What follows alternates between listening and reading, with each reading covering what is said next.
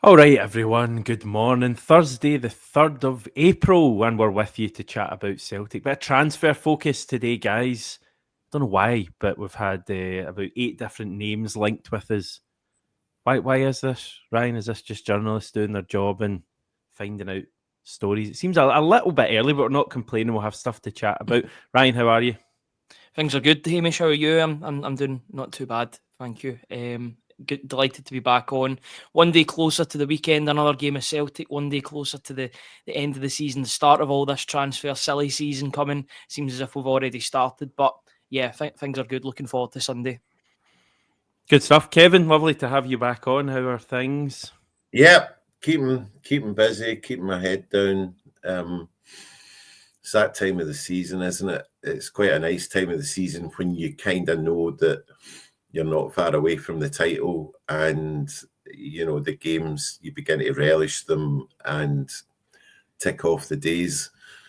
And St Johnstone's a nice place to go for Celtic, especially that it's a club that welcomes our fans and the money that they bring, rather than do their best to deter them. Makes a refreshing change.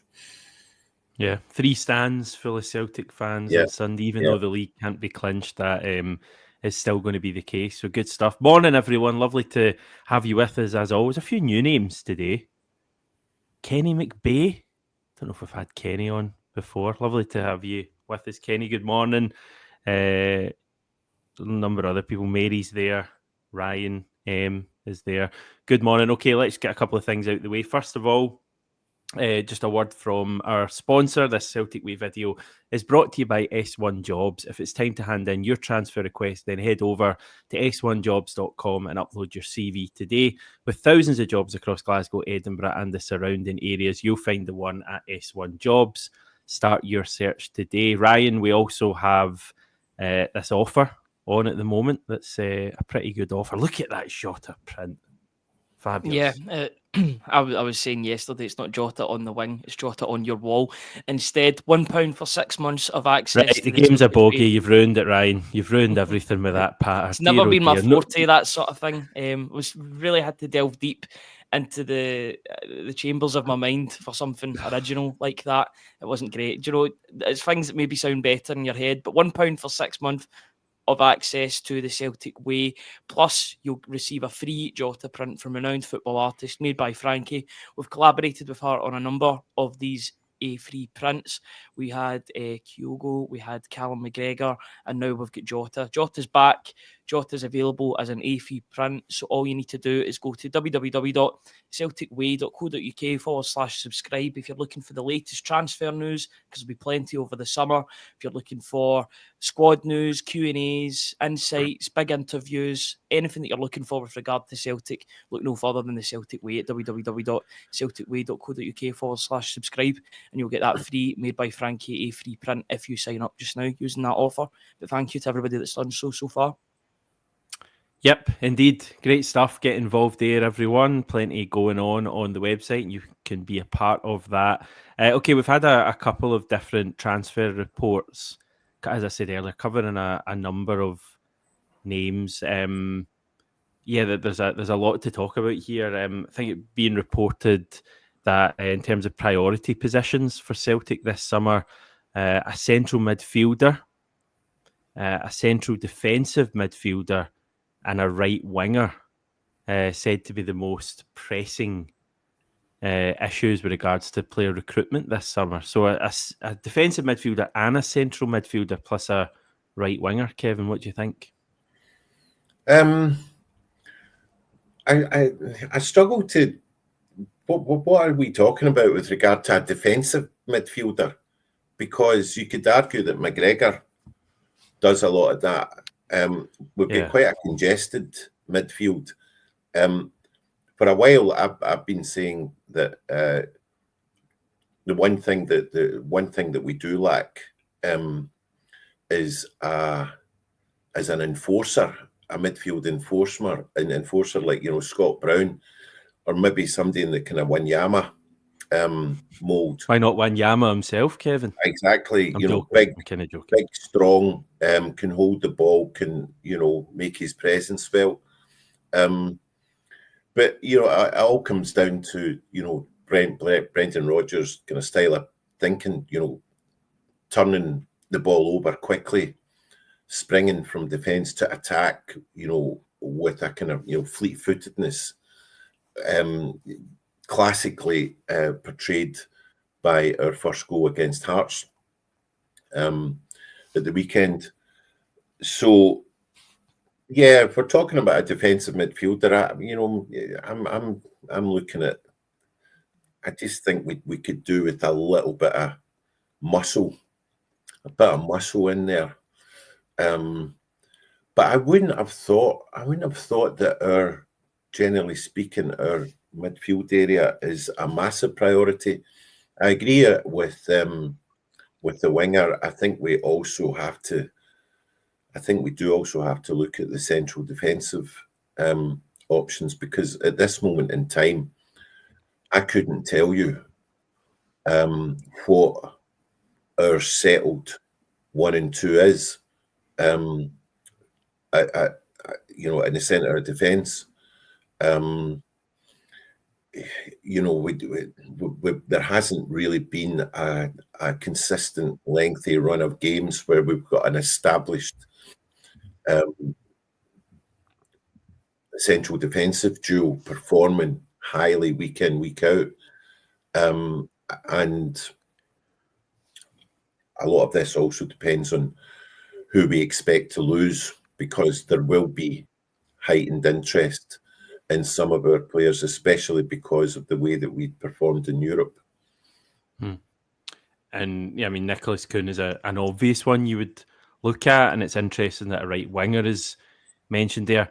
I think even if Kuhn stays, which, to be honest, I hope happens, and I kind of think probably will happen, I would still want to sign another winger if Daizen Maida's now been viewed as a striker, which I think Brendan Rodgers is kind of hinted at. And how could you move a guy who's playing like Maida's at the moment into another position? That would be daft for me. Then you do need a winger, because we're a little bit short in that area. Yang, you can't quite hang your hat on Yang. I think he's got real potential, and I like what he's doing, but he's not there yet. He's not at the level of someone like Jota or Kuhn in terms of being able to guarantee that he's a player you can look at. I think James Forrest is, but he's, you don't know how many games you're going to get from James Forrest. So certainly a winger. The midfield stuff's interesting, Ryan, because I think Reo Hatate's the one that we feel is going to move on. I think there's a mention in this report of Hatate probably leaving. I do think Hatate's going to leave. I just think 3.5 years at the club, he'll feel it's his time to move on. And I think it's Celtic's time for him to move on as well, to be honest. I don't think we're going to get any better than what we've got from Hatate. And Hatate's been I think he's been a great signing. I don't think you can deny that. It was a couple of million quid. But it's probably the time for him to move on. So that's where I get the centre mid from. The defensive player, I think it would be the Callum McGregor position. And ideally someone who could maybe come in and give McGregor a little bit of a rest from time to time. My frustration is we had Tomoki Iwata, and I think that was a mistake to let Iwata go. I thought he was a really good player. So yeah, that's happened. But a defensive midfielder, Ryan. Yeah, it's a position that I think Celtic have been trying to sort for a few years now. You even look back to Ange Postecoglou's spell at the club. They had Oliver Abildgaard, who we've seen kind of Gucci, McCarthy there as well. McCarthy, even near Beaton before that, but he was kind of all over the place when it comes to the midfield. He would play in defensive mid, but he'd also play at centre back, and then he'd play sometimes just in centre mid as it is, rather than a defensive midfielder. I think it's an important position for Celtic to sort out, particularly in Europe, where the defence needs a little bit of a safety net in front of it. Not behind it, but in front of it, in terms of putting out fires before they even get to the centre-backs. I think in Europe, you look at the likes of Aston Villa, there needs to be somebody in there, that destroyer that's gonna stop attacks before they even happen. If you can do that and really free up the defenders, then that can only be a good thing for this. In terms of the centre mid position, there's been a lot of links to Len Miller over the past 6, 7, 8 months. With Hatate going, I think he'd be the logical replacement, because you've got that Scottish player coming in that would fulfil certain UEFA criteria as well. Plus, he's a hell of a young talent. He's 18, 19 years old. When he's fit, he plays for Motherwell. He's looking like he's one of the best young Scottish talents to come out of Scottish football in a number of years. So I think it's important for Celtic to sign him up before the bigger clubs like Napoli, etc., the Italian clubs come in and start looking at him. If they can get that sorted, then I think that would be a great replacement for Hatate. I agree with you. I'm a big fan of Hatate, and I think after 3.5 years, it would be the right time for both parties to sort of say, right, we've done well for each other here. But Celtic could still make a bit of money out of him because he only recently signed that deal. He signed it last year or a couple of years ago, a couple of Septembers ago. So he's still got a lot of years on his contract. Celtic could still get a bit of money about him. And teams down south and abroad will be looking for a player, not just prospects, but a player that's actually done it, that's 26, 27 years old, to come in and instantly stake a claim in their first team. If he can do that at a different club and Celtic can make some money off of that, then I think all parties will be happy. But he's been a great signing. I just think that Celtic need to, maybe the midfield. I know they've got a couple of midfield options that are younger, like Engels, Bernardo, but maybe they do need a couple of younger players to come in the summer and really not a revolution in the midfield, but more of an evolution, and get those younger players in for the next generation of Celtic. We've seen that Callum McGregor's coming off after 60 minutes now. I know that's partly down to the fact that he's nursing an injury. He's nursing the calf injury that he's just came back from. But I think as a wider point, he should be getting taken off after 60, 70 minutes if games are done. He's got to be managed. The captain's got to be managed. We don't want to go in a similar situation to what Scott Brown had, especially in the COVID season. So if you can manage that and manage his minutes, it means you'll get 60 minutes of brilliance like you did against Hearts, but you'll have younger players coming on like Bernardo, Engels, or somebody that you can bring in the summer. That's one thing. I think having someone who can come in for Callum McGregor and take the load off him, basically, and mean that he can be rested a bit more.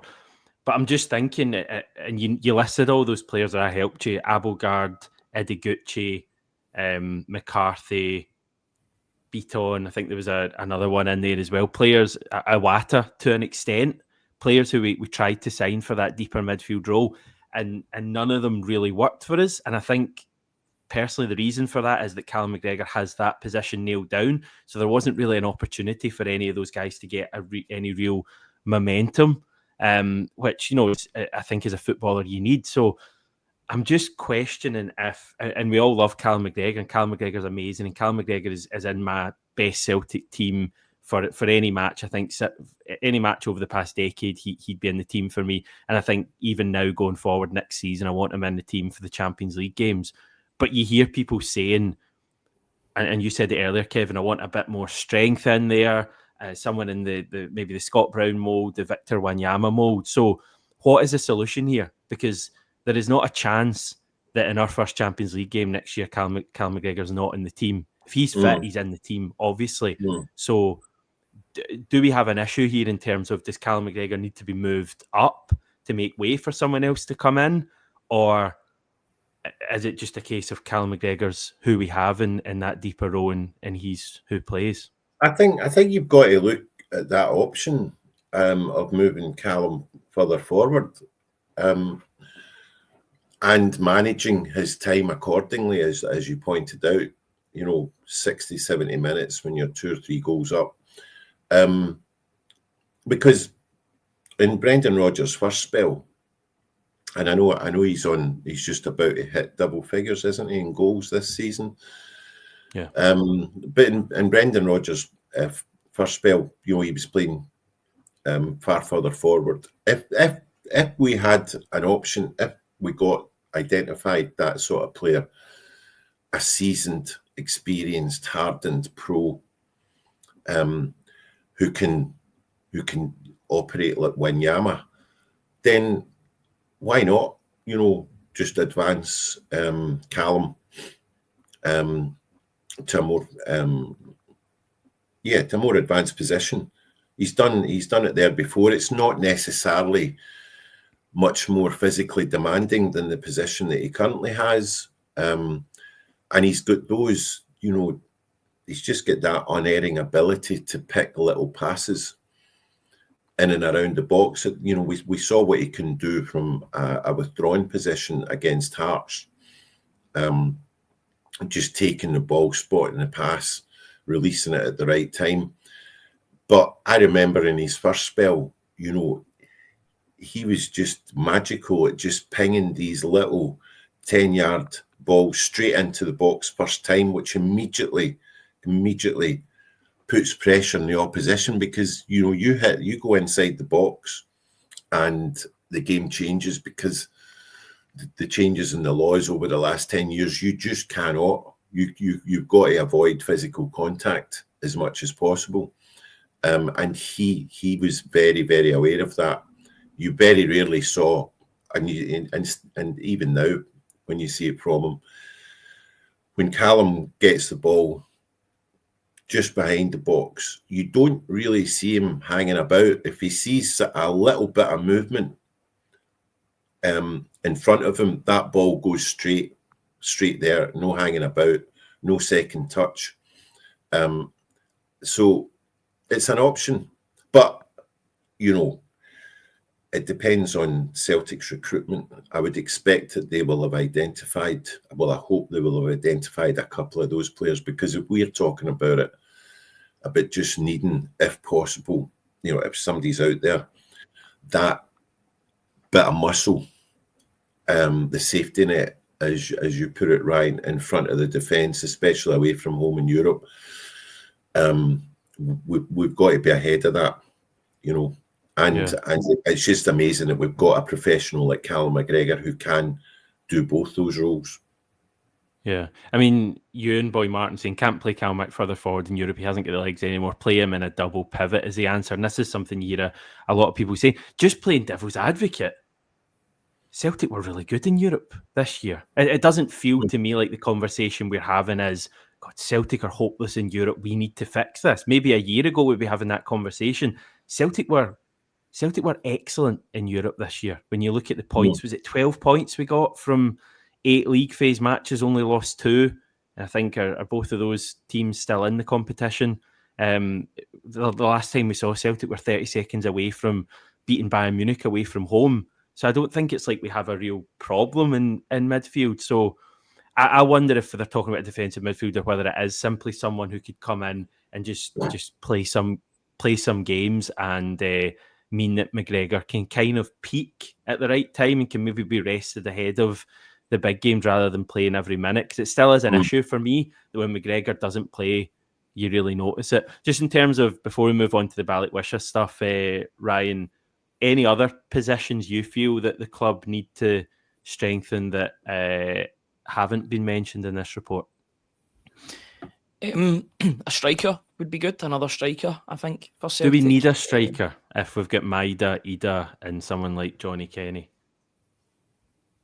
Well, you read out those 3 players, and for me at the moment, and this is only for the moment, and I know he's got potential, only one of them is, in my opinion, good enough to be Celtic's first choice striker at this moment, and he used to play on the wing at the start of this season, which is Maeda. For me personally, I don't think that Ida is doing enough when he's coming on, and when he's starting games, he's not impacting games the same way he was last season. Now, I know that's difficult. I know he's had Kyogo to contend with and Maeda, but for me, Ida needs to be doing a little bit more. His goal record's okay. He has said, he's came out in the last international break and said this is the most he's scored in a season. That's good, and it's good that he's shown those improvements because he's had that game time to work with. But I need to see improvements for him before I start calling him potentially Celtic's first choice striker, because when everybody's fit, Maeda will play up front at the moment, and Brendan Rodgers is admitting that by his lineups. There's nothing wrong with Ida. It's just that Maeda's playing through the middle at the moment, and he was playing out on the left at the start of the season. So potentially, I'd be looking at a striker.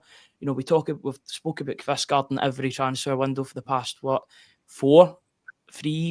I think he's been linked with. If it doesn't happen in the summer, I don't think it will ever happen. I think he will be on the move somewhere away from Brøndby. Seems to still be scoring goals in the Danish Superliga, but if he's going anywhere, it'll be this summer, and it's either to where he's been long linked with, or Germany, or somewhere like that, or Italy, top 5 league. We'll see how that develops. But I think another striker is necessary for Celtic just to move forward in Europe next season. Have a consistent goal scorer there too. Left back sorted with Tierney coming in, potentially Schlupp staying on a permanent deal. Fingers crossed, something can be worked out with the two parties so that Schlupp can stay, because I like what he brings to the team. Lots of centre backs. Yeah, I think those positions that have been mentioned in the report are accurate, because Celtic will need a midfielder and a defensive midfielder.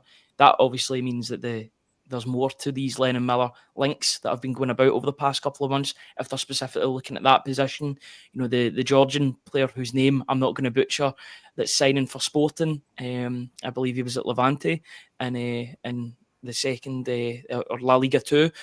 He's now going to Sporting Lisbon, so it shows that they are interested in midfielders. It's just all about who they get in the summer. I think Lenny Miller would be a perfect signing for that, for a whole load of reasons. But in those positions, right wing, centre mid, centre defensive mid, I agree with all of them. Is the whole thing with the strikers, Kevin, that Maeda's our first choice striker, fine, excellent player, and he does just a pretty good second choice? That's got problems for us, because let's face it, most of Maeda's goals, or more, almost half of them this season, were scored when he was a winger. And domestically, our best performances against our closest challengers, Rangers, have been with him as a winger. Some of his classic goals in Europe were as a winger. Wouldn't it be better to think about an out-and-out striker, knowing that you've got a very high-scoring winger as well, rather than just saying, well, he's helped us out in the latter half of the season, he's got to 30 goals, so he's a striker. I'm not sure about that. Also, Ida, I feel a bit sorry for, because he's had to perform without knowing that he's not going to be playing the next 9 or 10 games or starting them, and his goals ratio per minutes played is still pretty decent. He scored a good goal for the Republic of Ireland a couple of weeks ago. I'd still like to see. We paid what? What should we pay for him? 11 million. 8.5 million. Nah, he's not let us down. Give him. Just say to him, right, you're our number one striker. Maeda plays as a winger, and we know that we've got a very lethal, potent left winger who steps up and can finish, and is a more polished player. And he's become a more polished player under Brendan Rodgers. I know he still has his Rose Ed moments, but those are fewer. And when the ball's in front of him, he's just a more composed player. He's a better player. So rather than he's a number one striker, and you've got an £8 million player who hasn't really let us down as a number two striker, that doesn't work for me. You see the problem with Ida, and I don't think the main problem with Ida is Kyogo leaving. I actually think it's Jota joining the club, or rejoining the club, because he plays at left wing now. He's fully fit, or he's getting close to near full fitness, and he's playing every game out on the left. So if you get him on the left, you get Nicholas Kuhn on the right, and you can't drop Maeda because of what Maeda brings to the team. You've got to accommodate Maeda and put him through the middle. But I don't want I don't want to be taking Jota out of the starting 11, but at the same time, I don't want to be taking Maeda. So Ida's stuck in a bit of a difficult spot, because these two players are performing, they're playing well, and you want them. Those two are part of your best 11, and then Nicholas Kuhn had such a good first half of the season. It's difficult for him. I get that. It's difficult. He just needs to really take his chances when they come to him, which can be difficult because in games, they might. I mean, he came on at the weekend there, but the game's over. The game's literally a procession for the second half, and he can bust a gut, but the other players won't, because they know, right, we're still in the team. We can still pass this ball about and really just wait until the final whistle. So if you've got one guy pushing and the rest just, I know there was fellow subs that are coming on trying to make an impact, but psychologically, subconsciously in their head, they're like, this game's over. We can ease off a bit. It's difficult for them. I just want to move it on and talk about Michel-Ange Balikwisha, because the latest chat is that we're back in for him. We were linked with him in the summer, I think possibly even the summer before, maybe. And he's rated at about £5 million, plays for Antwerp in Belgium. And the chat is that we had scouts watching him at the weekend. So clearly more interest. He's had injury problems. I think for the past couple of years, he spent a fair amount of time out. Serious, I think a thigh muscle injury. But he's back now. Quick left winger, and it seems like Celtic are interested in Balikwisha. So, what do you think, everyone? Let us know. He worries me slightly just with the injury record, because that's a couple of years, and he's missed. I think it's near the start of each of the last couple of seasons. He's missed a good 2 or 3 months, I think, through injury. That concerns me a bit. But from watching the clips, he looks like a pretty quick winger. Kind of, I need to do a deeper dive into him, but kind of maybe a hybrid of Maida and Jota, and that he's got the kind of trickery dribbling of Jota, but does it a bit quicker and maybe a bit more direct than Jota. A bit of the Maidas about him there. So I think he looks a good fit, but the injury stuff worries me. Do you know anything about him, Kevin? I know that look, last year he seemed, there was something curious about it.